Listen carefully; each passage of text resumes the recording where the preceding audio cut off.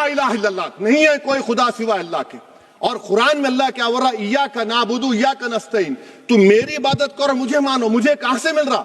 Article 25 से मिल रहा है। मुझे कहां से मिल रहा है? Liberty of thought, expression, belief, faith and worship से मिल रहा है। तो इसको जोड़ना ये बहुत ही खतरनाक होगा। और हमारे प्रॉफेट मोहम्मद सल्लल्लाहु अलैहि वसल्लम जब मदीने को गए तो उन्होंने उस वतन के लिए दुआ की, कहा कि अल्लाह मदीने की मोहब्बत हमारे दिलों में और इजाफा कर दे, मक्के से ज्यादा कर दे। तो ये इस्लाम, मुसलमान होना, हमारे ईमान में मुल्क की मोहब्बत बीच में नहीं आती, और मुल्क से मोहब्बत है और रहेगी हमेशा, क्योंकि ये अजीम कुर्बानियां यहां पर शामिल है जिन्होंने जंग आजादी में हिस्सा नहीं लिया। आज अगर वो वतन की मोहब्बत का दर्ज देंगे तो बड़ा गलत होगा। मैडम, मैं आपके सामने एक चीज पढ़ूंगा। 1937 रविंद्रनाथ टैगोर ने लेटर लिखा सुभाष चंद्र बोस को। मैं सिर्फ, किसी ने नहीं पढ़ा ये। क्या कहा टैगोर साहब ने? But parliament is a place of union for all religious groups and there the song cannot be appropriate. When Bengali Muslims show sign of stubborn fanatism, we regard it intolerable. When we too copy them and make unreasonable demands, it will be self-defeating. ये मैं इसको ले करूंगा madam, आप देख लीजिए। फिर दूसरी तरफ मैडम आप आ जाइए, मैं यहाँ पर बैठकर, हाँ, जितने तकारीर यहाँ पर हुए सब जनगण मन पर तनकीद किए। तो मैडम मुझे ये कहना पड़ेगा कि जनगण मन पर आप लोग इतनी तकलीफ क्यों उठा रहे हैं? आखिर इतनी तकलीफ क्यों है? तो मैं जब जाकर देखा तो मुझे 28 दिसंबर का ऑर्गेनाइजर मैगजीन का आर्टिकल मिला, जिसमें ऑर्गेनाइजर लिखता है कि what is the moral sanction behind government choice of Janagana Mana, except that it can be made an item of entertainment at the sumptuous parties thrown by government officials. आप बताइए, इसका बोलेंगे आप? और फिर उसके कैन कैसा करते हैं? It will mean we can not love our motherhood. Madam please, it will mean that Vande Mataram is buried alive with the word Jangan Mana on the tombstone, for the tomb will also be of Jangan Mana of the will of the people. इस पर आप क्या बोलेंगे?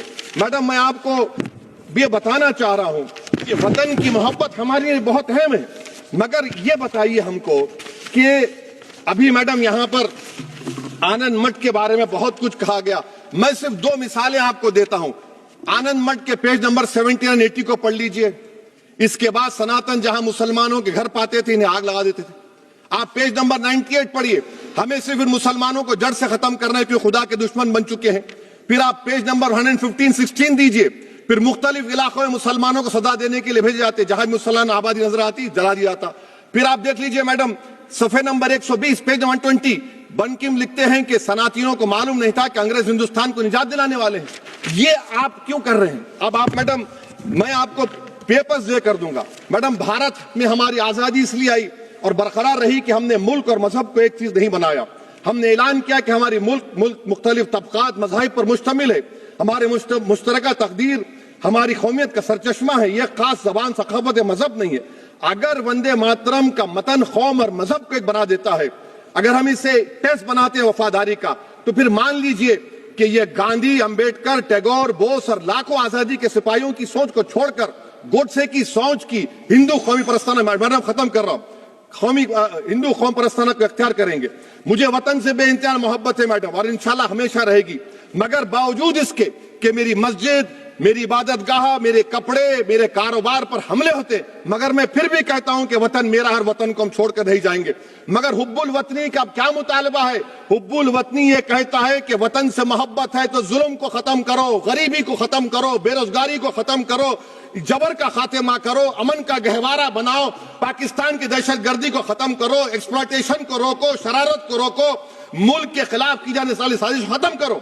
Madam, Bharat एक चमन है जहां पर हर फूल को खिलना चाहिए, और अगर कोई इस फूल के, अगर पूरे फूल खिलेंगे तो उसकी खुशबू से ये वतन मौतर होगा। मगर अगर इस चमन का माली ये कहेगा कि एक ही फूल खिलेगा, तो मैं जिम्मेदारी के साथ कह रहा हूं, अगर एक ही फूल खिलेगा तो वो सहरा बन जाएगा और माली नहीं रहेगा, वो जल्लाद कहलाएगा। तो इसीलिए मैडम, हम उम्मीद करते हैं कि हुकूमत इस पर जोर जबर ना करे।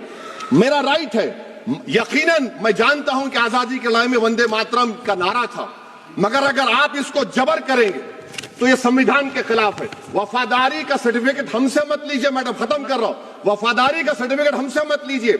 आपके बुजुर्गों के कोई एक किताब में लिख के क्या लिखा है बता दीजिए, कहां पर क्या लिखा हुआ है। तो मैं मैडम, मैं इस शेर पर अपनी बात को खत्म कर रहा हूं मैडम। मैं इस शेर पर अपनी बात को खत्म कर रहा हूं मैडम। मैं अपनी बात को खत्म कर देता हूं मैडम, क्योंकि आप बहुत जल्दी में हैं। कि भारत जिंदाबाद, हिंदू मुसलमान जिंदाबाद, दलित जिंदाबाद, ईसाई जिंदाबाद, आदिवासी जिंदाबाद, जो किसी खुदा को नहीं मानते वो भी जिंदाबाद, और मैडम सब पिछड़ा सब आ गया इसमें। तो हम उम्मीद करते कि इस रूह को आप समझेंगे अगर आप सिर्फ अपनी आइडियोलॉजी को लेकर चलेंगे। और आखिर में मैडम, जनाब बंकिम चंद्रा साहब के बारे में मैं आपके सामने डॉक्यूमेंट लेकर रहा हूं कि उन्होंने बीए का एग्जाम पास नहीं किया था, 7 मार्क्स से फेल हो गए थे, ये भी रख रहा हूं। तो आप जिसको लिटररी जायंट बता रहे, ये नहीं